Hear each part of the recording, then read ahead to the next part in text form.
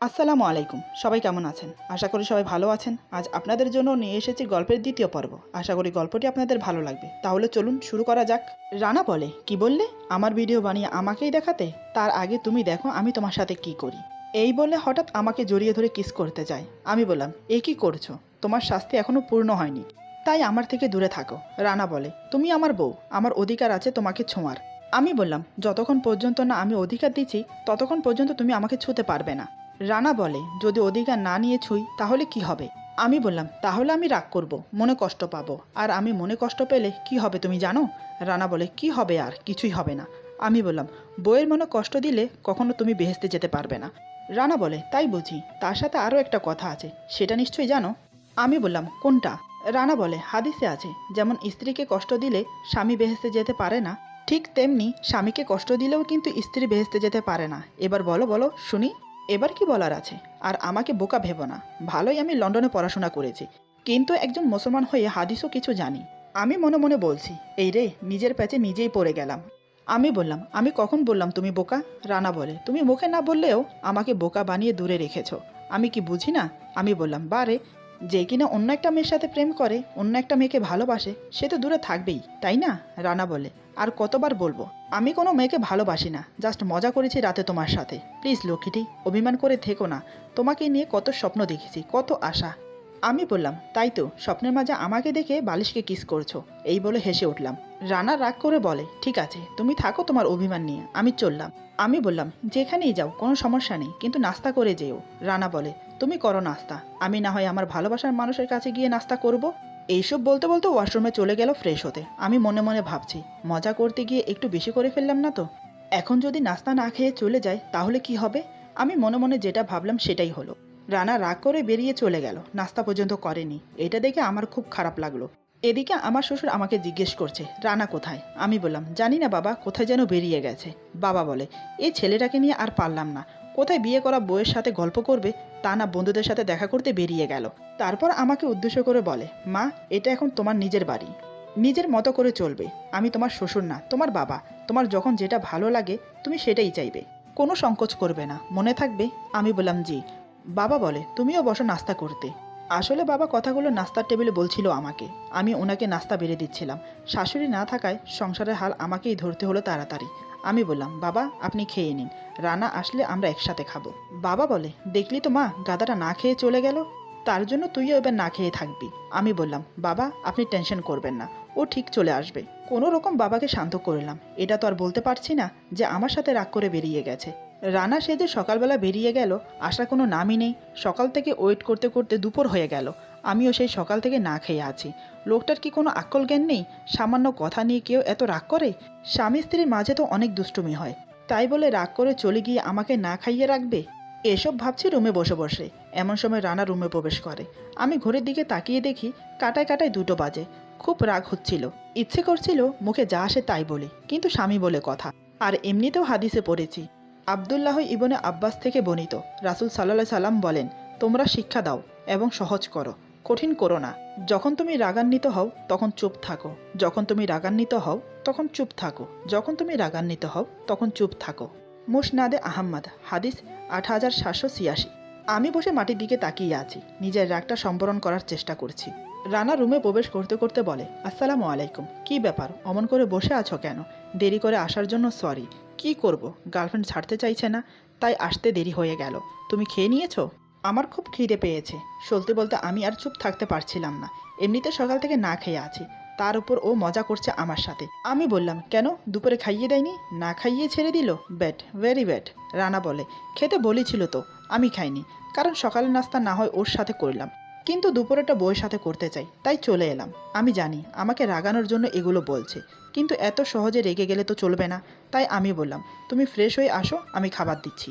এই বলে নিচে চলে গেলাম। কিছুক্ষণ পর রানা ফ্রেশ হয়ে নিচে এলো। বাবার ডায়াবেটিস আছে, তাই 1টা বাজে খাবার খেয়ে ওষুধ খেতে হয়। বাবা দুপুরে খেয়ে রুমে রেস্ট নিচ্ছেন। আমি আর রানা খেতে বসেছি টেবিলে। হঠাৎ কী মনে হতে বাবা নিচে নেমে এলো। রানাকে দেখে বলল, তোর এখন আসার সময় হলো? সারাদিন কোথায় ছিলি? রানা বলে, কোথায় যাব, বন্ধুদের সাথে একটু আড্ডা দিচ্ছিলাম। বাবা বলে, সকালে নাস্তা পর্যন্ত করে যাসনি? তোর জন্য বোমা না খেয়ে আছে। আর তোর কি আক্কেল জ্ঞান নেই? ঘরে নতুন বউ রেখে কেউ বাইরে ঘুরতে যায়? বাবার কথা শুনে রানা আমার দিকে আর চোখে তাকায়। আমি কিছু না বলে চুপচাপ খেয়ে যাচ্ছি। বাবা আরেকটু বকাবকি করে চলে গেল। বাবা চলে যাওয়ার পর আমাকে বলে, তুমি সকাল থেকে না খেয়ে আছো কেন? আমি বললাম, কাল আমাদের বিয়ে হয়েছে, আজ আমার জীবনের প্রথম সকাল তোমার সাথে একসাথে বসে নাস্তা করব, সেটাই আশা করেছিলাম, কিন্তু তা আর হলো কই। তুমি সামান্য ব্যাপার নিয়ে আমার সাথে রাগ করে ঘর থেকে বেরিয়ে গেলে নাস্তা না করে। তাহলে আমি কি করে খাই বলো তো? রানা হঠাৎ আমাকে বলে, ভালোবাসো আমাকে? ওর কথা শুনে আমার কাশি উঠে গেল। কোনো রকম নিজেকে স্বাভাবিক করে বললাম, জানি না। রানা বলে, সরি, আমার জন্য তোমাকে না খেয়ে থাকতে হলো। আমি বললাম, এখানে সরি বলার কি আছে? আচ্ছা, বাবার সাথে মিথ্যে বললে কেন? রানা বলে, কোন বিষয়ে? আমি বললাম, এই যে তুমি বলে বন্ধুদের সাথে আড্ডা দিচ্ছিলে। রানা বলে, যা সত্য তাই বললাম, মিথ্যে কেন বলবো? আমি তো সকাল থেকেই বন্ধুদের সাথে ছিলাম। আমি বললাম, তাহলে আমাকে কেন বললে গার্লফ্রেন্ডের সাথে ছিলে? রানা বলে, তোমাকে রাগানোর জন্য। আমি বললাম, আমাকে রাগাতে তোমার ভালো লাগে? রানা বলে, ভালো লাগে না, বাট মজা লাগে। কি করব, সত্যি কথা বললে তুমি বিশ্বাস করতে চাও না, আর মিথ্যা কথা বললেই তুমি সেটা বিশ্বাস করে নাও। কাল রাত্রে সামান্য একটু মজার জন্য আমাকে পুরো রাত সোফাতে শুইয়েছ। স্বামী স্ত্রীর মাঝে কি দুষ্টুমি করা যায় না? আমি না হয় একটু দুষ্টুমি করলাম তোমার সাথে, তাই বলে বাসর রাতটা মাটি করে দেবে? মানুষ কত অপেক্ষা করে সেই রাতের জন্য, তুমি জানো? আমিও করেছিলাম। থাক, তোমাকে বলে আর লাভ কি হবে? তুমি যদি বুঝতে তাহলে আর কাল রাতে এমন করতে না। জানো, আজ যখন বন্ধুদের সাথে সাক্ষাৎ করতে গিয়েছিলাম তখন সবাই আমাকে ঘিরে ধরেছিল। কাল রাত আমার কেমন গেল, আমি আমার বউয়ের সাথে কতটা এনজয় করেছি, আমি কিছুই বলতে পারিনি, কারণ তোমার আমার মাঝে তেমন কিছুই হয়নি। ব্যাস, সামান্য একটু মজার জন্য দুজন আলাদা ঘুমিয়েছি। আমি মাথা নিচু করে সব কথা শুনে যাচ্ছি। মনে মনে নিজেকে অপরাধী মনে হলো। মানলাম, ও আমার সাথে মজা করেছে, কিন্তু আমার এমনটা করা উচিত হয়নি কাল রাত্রে। ওকে কি বলবো, এই রাতটা নিয়ে তো আমারও অনেক স্বপ্ন ছিল। আমার বোঝা উচিত ছিল, স্বামী স্ত্রীর সাথে মজা করবে না তো কে করবে? আমি আমার নিজের সীমা লঙ্ঘন করে ফেলেছি। কাল আমাদের বিয়ে হয়েছে, কাল রাতে এতটা রিয়েক্ট করা আমার উচিত হয়নি। আমি মাথা নিচু রেখেই বললাম, সরি, আমাকে ক্ষমা করে দাও, আমার উচিত হয়নি এমনটা করা। আরেকটা কথা, স্বামী স্ত্রীর মাঝে অনেক কিছুই হয়, ভালো মন্দ, রোমান্টিক কিছু, আদর, ভালোবাসা, মহাব্বত, এসব স্বামী স্ত্রীর সম্পদ, তা বাইরের কাউকে বলা ঠিক না, তাতে করে আল্লাহ অসন্তুষ্ট হন। হাদিসেও আছে এই কথাটা, স্বামী স্ত্রীর ব্যক্তিগত কোনো কথা বাইরে প্রকাশ করা হাদিসে কড়াভাবে নিষেধ করা আছে। আমার কথা শেষ হতে হতে রানার খাবার শেষ হয়ে গেল। সে প্লেট ছেড়ে উঠে বলে, মনে থাকবে, কাকে কি বলবো, তেমন কিছুই হয়নি বলার মতো, এই বলে চলে গেল। বুঝতে পারলাম খুব অভিমান করে আছে। আমি আর পেছন থেকে কিছু বললাম না। খাওয়া শেষ করে হাত ধুয়ে উপরে চলে গেল। বাবার রুম আর আমাদের রুম দোতলায়। নিচে অনেকগুলো ঘর আছে গেস্টের জন্য। দোতলাতে মোট 5টা ঘর। পশ্চিম পাশের ঘরটাতে বাবা থাকে, আর পূর্ব পাশের ঘরটাতে আমরা থাকি। মাঝখানের 3টা রুম খালি থাকে। খালি থাকে বলতে, একটা রুমে বাবা অফিসের কাজ করে, আরেকটা রুমে লাইব্রেরির মতো বানিয়ে রেখেছে, অন্য একটা আসবাবপত্র দিয়ে সাজানো শুধু। এমনিতে সেখানে কেউ থাকে না। আমি খাবার শেষ করে টেবিল গুছিয়ে রুমে চলে গেলাম। রুমে এসে দেখি রানা ঘুমিয়ে পড়েছে। হয়তো সোফাতে রাতে ভালো করে ঘুমোতে পারিনি, তাই আমি আর ডাকলাম না। আমি চুপটি করে সোফাতে গিয়ে শুয়ে পড়ি, কারণ এই সময়টাতে কিছু করার ছিল না। বসে যে কারোর সাথে আড্ডা দেব তেমন কেউ নেই। দুপুরের টাইম, সবাই খাওয়া দাওয়া কমপ্লিট করে যার যার রুমে চলে যায় রেস্ট করতে। আমার বিকেলের ঘুমানোর অভ্যাস নেই। চাচার ওখানে থাকার সময় দুপুরে খাওয়া দাওয়া করে শুয়ে শুয়ে বই পড়তাম, কিন্তু এখানে তো কোনো বই নেই আমার কাছে, তাই শুয়ে রইলাম। এপাশ ওপাশ করছি, কিন্তু ঘুম আসছে না। আর এদিকে রানা গভীর ঘুমে মগ্ন, কোনো হোশ নেই ওর। এখন যদি ওকে কেউ উঠিয়ে পানিতেও ফেলে দেয় তারপরও মনে হয় ওর ঘুম ভাঙবে না। চেয়ে রইলাম ওর দিকে, আর ভাবছি নিজের নিয়তির কথা, কোথায় ছিলাম, কোথায় এসেছি। চাচা চাচিকে ভুল বুঝেছি। ভেবেছিলাম তারা নিজের স্বার্থের জন্য আমাকে বিক্রি করে দিয়েছে। ভেবেছিলাম আমার স্বামী খারাপ হবে হয়তো, তাই আমার মতো গরিবের মেয়েকে বিয়ে করাচ্ছে। হয়তোবা আমার শ্বশুর ভালো মানুষ না, আরও নানান রকমের অনেক খারাপ কথা মনে এসেছে তাদের প্রতি। সত্যি, একটা মানুষের বাইরের দিকটা দেখে আমরা বিচার করি, তাদের ভেতরেরটা দেখতে চাই না। কারো ব্যাপারে ভালো করে না জেনে বাজে মন্তব্য করে বসি। যেমন আমি ভুল করে নেগেটিভ ভেবেছি। এই বাড়িতে এসে আমার ধারণাটা ভুল প্রমাণিত হলো। আমার শ্বশুর, আমার স্বামী অন্তত ভালো মানুষ, সেটাই প্রমাণ পেলাম এই দুদিনে। রানা, সে অনেক ভালো। কাল রাতে সে ইচ্ছে করলে আমাকে জোর করে নিজের কাছে নিতে পারত, কিন্তু সে সেটা করেনি। শুধু দূরে বসে নিজের ভালোবাসাটাই ইজাহার করে গেল। এটাকেই বলে রেসপেক্ট, সম্মান। সত্যি কি আমি এত ভাগ্যবতী? আল্লাহ আমার কপাল এত সুখ লিখে রেখেছেন। নানান কথা ভাবতে ভাবতে কখন যে চোখ লেগে এসেছিল বুঝতেই পারিনি। ঘুম ভাঙলো কারোর হাতের ছোঁয়াতে। আমি চোখ মেলে চোখের সামনে রানাকে দেখে ধরপড় করে উঠে বসি। আমি বললাম, সরি, কখন যে চোখ লেগে গিয়েছিল বলতে পারি না। তুমি কফি খাবে? আমি এখন নিয়ে আসছি। আমাকে এতটা উত্তেজিত দেখে রানা বলে, আরে আরে রিল্যাক্স, এত ব্যস্ত হইও না। আগে একটু শান্ত হয়ে বসো, তারপর না হয় কফির জন্য যেও। ওর কথাগুলো শুনতে শুনতে ঘড়ির দিকে দেখলাম 6:30 বাজে। তার মানে আমি পাক্কা 3 ঘন্টা ঘুমিয়েছি। যে মানুষটা দিনে কোনোদিন ঘুম যায় না, তার আজ চোখে ঘুম এলো কি করে, সেটাই ভাবছি। আমাকে চুপ দেখে রানা বলে, কি ব্যাপার, কি ভাবছো? আমি বললাম, কিছু না। তুমি কখন উঠেছো? রানা বলে, এই তো আধা ঘন্টা হলো উঠেছি। আমি বললাম, তাহলে আমাকে ডাকলে না কেন? রানা মনে মনে বলে, এই তো সুযোগ কাল রাতের শোধ নেওয়ার। রানা বলে, কি করে ডাকি বলো? তুমি যেভাবে নাক ডেকে ঘুমাচ্ছিলে, তাই ভয়ে ডাকতে পারলাম না। আর দেখো, আমার ঘুমও ভেঙে গেল তোমার নাক ডাক শুনে। আমি ভুরু কুচকে বললাম, কি বললে তুমি? আমি নাক ডাকি? বললেই হলো। আমি খুব ভালো করেই জানি আমি নাক ডাকি না। তুমি আমার সাথে মজা করছো। রানা বলে, আচ্ছা তুমি আমাকে একটা কথা বলো তো, হাতি কখনো নিজের শরীর দেখতে পারে? আমি বললাম, না, কিন্তু নাক ডাকার সাথে তার তুলনা কি? রানা বলে, তুলনা আছে বটে, এবার এটা বলো তো, কেন দেখতে পারে না হাতি তার নিজের শরীর? আমি বললাম, হাতির কান অনেক বড়, তাই কানের জন্য নিজের শরীর কখনোই দেখতে পারে না। রানা বলে, একদম ঠিক বলেছ। হাতি যেমন কানের জন্য তার নিজের শরীর দেখতে পারে না, ঠিক তেমনি তুমি ঘুমিয়ে থেকে নাক ডাকলে ঘুমের ভেতর থেকে কিভাবে বুঝবে? তুমি তো আর জেগে জেগে নাক ডাকছো না যে তুমি বুঝতে পারবে তুমি নাক ডাকছো। কিন্তু যারা তোমার আশেপাশে থাকবে তারা নিশ্চয়ই জানবে তুমি নাক ডাকছো। যেমন আমি ছিলাম তোমার পাশে। আমি মুখটা গম্ভীর করে বললাম, আমার পাশে ছিলে না, খাটে ছিলে। রানা বলে, ওই হলো, খাটে আর পাশে একই তো হলো। আমি বললাম, তুমি এখনো মজা করছো আমার সাথে, তাই না? রানা আমার মুখের কাছে মুখ এনে বলে, কেন বলবো? আমি মজা করছি না সত্যি বলছি? এই বলে আলতো করে আমার নাকে একটা টোকা মারে। তারপর সোফায় বসতে বসতে বলে, ঘুমের লেশ কেটে গিয়ে থাকলে যাও কফি নিয়ে আসো দুজনের জন্য। আমি কিছুক্ষণ ওর দিকে তাকিয়ে রইলাম, তারপর চলে গেলাম কফি বানাতে। আমাকে চলে যেতে দেখে রানা মিটমিট হাসছে আর মনে মনে বলছে, বেশ বোকা বানিয়েছি, আমাকে কাল রাতে ভালোবাসতে না দেওয়ার শাস্তি। এদিকে আমি কফি বানাতে বানাতে ভাবছি, সত্যিই কি আমি নাক ডাকি, নাকি রানা আমার সাথে মজা করছে? আমি যদি নাক ডাকি, কই কখনো তো আমার চাচি আম্মা নয়তোবা চাচা কোনোদিন বলেনি। না, নির্ঘাত আমাকে বোকা বানাচ্ছে রানা। দাঁড়াও, আমাকে বোকা বানাচ্ছ তাই না? এবার দেখো মজা। এই ভেবে 2 কাপ কফি বানিয়ে ওর কাছে গেলাম, ওর কফিটা ওর হাতে দিয়ে সোফায় ওর পাশে বসলাম। আমি নিশ্চিন্তে বসে কফি খাচ্ছি আর ওর দিকে দেখছি। কফি খেয়ে কেমন প্রতিক্রিয়া ফুটে ওঠে ওর মুখে সেটাই। কফিতে এক চুমুক দিয়ে মুখটা কেমন যেন করে নিল রানা। সে যেন বুঝতে পারছে না কফিতে কি মিশানো আছে। আবার এক চুমুক নিল। এইবার বুঝতে পারলো কফিতে কি মিশানো আছে। রানা কিছু বলার আগে আমি বললাম, কফি কেমন হয়েছে বললে না তো? রানা বলে, ইচ্ছে করে কফিতে লবণ আর মরিচ মিশিয়েছো তাই তো? তা কেন এমন করলে? আমি একটু মুচকি হেসে বললাম, একটু আগে আমাকে বোকা বানানোর উপহার। কেন, তোমার পছন্দ হয়নি? রানা অভিমান করে বলে, পছন্দ না হওয়ার কি আছে? তুমিই তো বানিয়েছো আমার জন্য, তাও আবার এত কষ্ট করে। না খেয়ে উপায় আছে? এই বলে রানা সেটা খেতে লাগলো। কোথায় ভাবলাম সে আমার সাথে রাগারাগি করবে, তা না উল্টো আমি বানিয়েছি বলে খাচ্ছে। ব্যাপারটা বেশ খারাপ লাগলো, তাই আমি বললাম, সরি, আমি ভেবেছিলাম তুমি। আমাকে কথাটা শেষ করতে দিল না। রানা বলে, তুমি ভেবেছিলে আমি রাগ করে কফিটা ফেলে দেব, নয়তোবা তোমার সাথে রাগারাগি করব। এখন তার কিছুই করছি না। দেখো, কথায় কথা রাগ করা, নয়তোবা কোনো কিছুর উপর রাগ করা আমার অভ্যাস না। আমি বললাম, এমন করে বলছো কেন? সরি বললাম তো। রানা বলে, সরি বললে হবে না। আমি বললাম, কি করতে হবে? রানা বলে, কি করতে হবে সেটা রাতে বলবো, এখন না। আমি বললাম, কফিটা ফেলে দাও, ওটা খাবার যোগ্য না, আমি বরং তোমাকে নতুন করে বানিয়ে দিচ্ছি। রানা বলে, নতুন করে বানাতে হবে না, তুমি যদি কিছু মনে না করো তাহলে তোমার কাপ থেকে খেয়ে নেব। আমি বললাম, এমা, না না, এটা তো ঝুটা হয়ে গেছে। আমি মুখ দিয়েছি। রানা বলে, তোমার ঝুটা খেতে আমার কোনো অসুবিধা নেই, হয়তো আমার ঝুটা খেতে তোমার অসুবিধা হবে, তাই বলছি তুমি খেয়ে আমাকে দাও। আমি একটু লজ্জা পেয়ে বললাম, আমার ঝুটা খেতে যদি তোমার আপত্তি না থাকে তাহলে আমার কেন থাকবে? এমনিতেও। এই বলে চুপ হয়ে গেলাম, মনে মনে ভাবছি, ধেত, কি বলতে কি বলে ফেলছি। রানা বলে, এমনিতেও কি বলো? আমি বললাম, কিছু না, এই নাও কফি খাও। জানি না আমার কথায় রানা কি বুঝলো, সে মুচকি হেসে আমার হাত থেকে কফিটা নিল।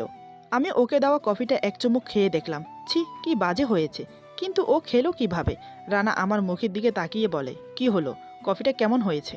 আমি বললাম, ছি, কি বিশ্রী, তুমি কি করে খাচ্ছিলে? রানা বলে, তুমি কখনো প্রেমে পড়েছো? আমি বললাম, না, সে সৌভাগ্য কখনো হয়নি। রানা বলে, আমি পড়েছি, তাও তোমার প্রেমে, তাই তোমার বানানো বিশ্রী কফিটাও আমার কাছে খুব মিষ্টি লাগছিল। ওর কথায় আমি কোনো উত্তর দিতে পারলাম না, তাই মাথা নিচু করে বসে আছি। রানা আমার হাত ধরে বলে, কালকের ভুলের জন্য কি আজও আমাকে দূরে রাখবে? আমি মাথা নিচু করে বললাম, জানি না। রানা বলে, জানি না বললে তো হবে না, তোমার আশায় তো অনেক অপেক্ষা করেছি, এখন তোমাকে কাছে পেয়েও কি আরও অপেক্ষা করতে হবে? আমি চুপ করে রইলাম। কি করে বলবো, তোমাকে কাছে টানতে আমার কোনো আপত্তি নেই, তুমি আমার অপরিচিত থাকলেও কিন্তু এই দুদিনে কিভাবে জানি আপন করে নিয়েছি। রানা বলে, আমি জানি তোমার মনে সংকোচ হচ্ছে, তাহলে থাক, আমি জোর করব না। এই বলে আমার হাত ছেড়ে উঠে যাচ্ছিল, আমি ওর হাত ধরে ফেলি, কিন্তু ওর চোখে চোখ রাখতে পারছি না। রানা আমার দিকে তাকিয়ে আবার বসে পড়ল, কিন্তু কিছু বলল না। দুজন অনেকক্ষণ বসে রইলাম একে অপরের হাত ধরে। নীরবতা ভেঙে আমি বললাম, কি হলো, এভাবে বসে আছো যে, কিছু বলছো না কেন? রানা বলে, ভালোবাসি তোমাকে, ভালোবাসবে আমায়? আমি ওর দিকে তাকিয়ে রইলাম। রানা বলে, অমন করে তাকিয়ে থাকতে বলিনি, ভালোবাসবে আমাকে সেটা বলতে বলেছি।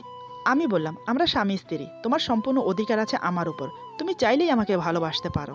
রানা বলে, তাহলে আমি চাইলেই তোমাকে ভালোবাসতে পারি কি, তাই তো? আমি বললাম, এক কথা বারবার জিজ্ঞেস করছো কেন? রানা বলে, অনুমতি চাইছি। আমি বললাম, সব কিছু কি মুখে বলতে হয়? কোনো মেয়েকে মুখ ফুটে বলে আমাকে ভালোবাসো? রানা বলে, উফ, তোমরা মেয়েরা না সব পারো, শুধু নিজের স্বামীর কাছে ভালোবাসাটা প্রকাশ করতে পারো না। ঠিক আছে, আমি তোমাকে পেরা দেব না। এই আমি এখানে বসলাম, যতক্ষণ পর্যন্ত না তুমি আমাকে বলবে তুমি আমাকে ভালোবাসো, ততক্ষণ পর্যন্ত আমি খেতে যাব না। এই বলে রানা খাটে বসে। এবার আমি কি করি? এ তো পণ ধরে বসেছে, আমি কিছু বললাম না। মনে মনে ভাবলাম হয়তো এমনি বলছে, কিন্তু রাতে যখন ডিনার করতে ডাকলাম, রানা আসলো না। সোজা বলে দিল খিদে নেই। বাবা খেয়ে নিয়ে চলে গেল। আমি খেলাম না, রানার জন্য। আমি রুমে গিয়ে বললাম, কি ব্যাপার, খেতে আসছো না কেন? রানা বলে, আমার খিদে নেই। আমি বললাম, আমার খিদে পেয়েছে, চলো আমার সাথে খাবে। রানা বলে, তোমার খিদে পেয়েছে, তুমি যাও খেয়ে আসো, আমার খিদে নেই। আমি বললাম, আমার উপর রাগ করে খাচ্ছ না, আমি জানি। ঠিক আছে, তোমার নিচে যেতে হবে না, আমি খাবার নিয়ে রুমে আসছি। এই বলে প্লেটে করে ওর জন্য খাবার নিয়ে রুমে আসলাম, কিন্তু রানা কোনোভাবেই খাবে না। আমি ওর পাশে গিয়ে বসলাম, বুঝতে পারলাম আমাকে কিছু করতে হবে। আমি বললাম, আমিও তোমাকে ভালোবাসি। এই কথা শুনে রানা আমার দিকে তাকিয়ে থাকে। সে বলে, কি করে বুঝবো তুমি আমাকে ভালোবাসো? আমি বললাম, কি করে বুঝবে মানে? বললাম তো আমি তোমাকে ভালোবাসি। রানা বলে, আমার প্রুফ চাই। আমি বললাম, কি করতে হবে? রানা বলে, বেশি কিছু না, আমার কপালে কিস করতে হবে আর আমাকে হাতে তুলে খাইয়ে দিতে হবে। ওর কথা শুনে আমি তো অবাক, এ কি বলছে ও? আমি লজ্জায় অন্যদিকে ফিরে বললাম, আমি পারবো না। রানা বলে, তার মানে তুমি আমাকে ভালোবাসো না, তোমার খাবার তুমি খাও, আমি খাবো না। এ তো মহা বিপদে পড়লাম। আমি বললাম, তুমি আমাকে ভালোবাসো না, তাই তো আমাকে না খাইয়ে রাখতে চাইছো। রানা বলে, আমি তোমাকে ভালোবাসি, তার প্রুফ দেব? আমি বললাম, তুমি খাবার খেয়ে নাও, তাহলে বুঝবে তুমি আমাকে ভালোবাসো। রানা বলে, তুমি কি ভাবো নিজেকে খুব চালাক? তা হচ্ছে না। এই বলে চুপ হয়ে গেল। আমিও কিছু বলছি না। দুজন চুপচাপ বসে রইলাম অনেকক্ষণ। নীরবতা ভেঙে রানা আমার হাত ধরে, তারপর বলে, দেখো, আমরা স্বামী স্ত্রী, এভাবে একে অপরের সাথে অভিমান করে থেকে কোনো লাভ নেই। তার চেয়ে বরং এসো, আমি তোমাকে খাইয়ে দিই। এই বলে রানা আমাকে খাইয়ে দিল। আমি আর না করতে পারলাম না, দুজন একসাথে এক প্লেটে খেয়ে নিলাম। এখন ঘুমোনোর পালা। আমি বললাম, তুমি খাটে ঘুমাও, আমি সোফাতে ঘুমোচ্ছি। রানা বলে, সোফাতে ঘুমোতে হবে না, আমার পাশে এসে ঘুমাও। দেখো, সংকোচ করো না, আজ নয়তো কাল আমরা একসাথেই ঘুমোবো খাটে, একে অপরের বুকে। আমি বললাম, না। রানা বলে, সুন্দর করে বলছি, খাটে এসে ঘুমাও, তা না হলে কিন্তু জোর করে ঘুম পাড়াবো আমার পাশে। এই কথা শুনে আমি আর কিছু বললাম না, চুপচাপ ওর পাশে গিয়ে শুয়ে পড়লাম, তবে অন্যদিকে ফিরে। রানা বলে, এখন কি জোর করে আমার দিকে ফিরাতে হবে? ওর কথা শুনে ওর দিকে ফিরে শুলাম। বুকের কাছে হাত দুটো এনে গুটিসুটি মেরে শুয়ে আছি। রানা আমার হাত ধরলো। আমি একটু কেঁপে উঠলাম। রানা বলে, এভাবে শুয়ে আছো কেন? মনে হচ্ছে তোমার পাশে তোমার স্বামী না, ভূত শুয়ে আছে। দেখো, ভয় পাওয়ার কিছু নেই, কাছে আসো। আমি শক্ত হয়ে শুয়ে আছি, কিছু বলছি না, চোখ বন্ধ করে রেখেছি। আমার কাণ্ড দেখে রানা হাসছে। এবার সে যা করলো তা আমার কল্পনা অতীত। রানা আমাকে হঠাৎ করে হেঁচকা টান দিয়ে নিজের বুকে নিয়ে নিল। আমি তো অবাক, একে তো ঘরের লাইট বন্ধ, শুধু ডিম লাইটের আলোতে সামান্য সামান্য দেখা যাচ্ছে। আমি ওর বুকে পড়ে চুপটি করে রইলাম। রানা আমাকে শক্ত করে জড়িয়ে ধরে, তার মুখের গরম নিঃশ্বাস আমার ঘাড়ে পড়ছে। তাতে করে আমি আরো ব্যাকুল হয়ে উঠছি, আমার শরীর ঘেমে উঠছে।